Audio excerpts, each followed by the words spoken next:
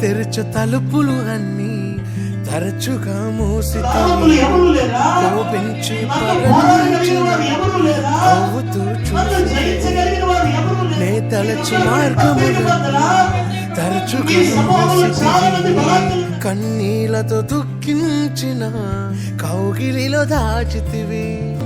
మూయుటకు కారణం ఇప్పుడే తెలిసినదే, అడిగిన దానికంటే ఎక్కువే పొంది తినే. నా చిన్న చిన్న ఆశలన్నీ ఎరిగి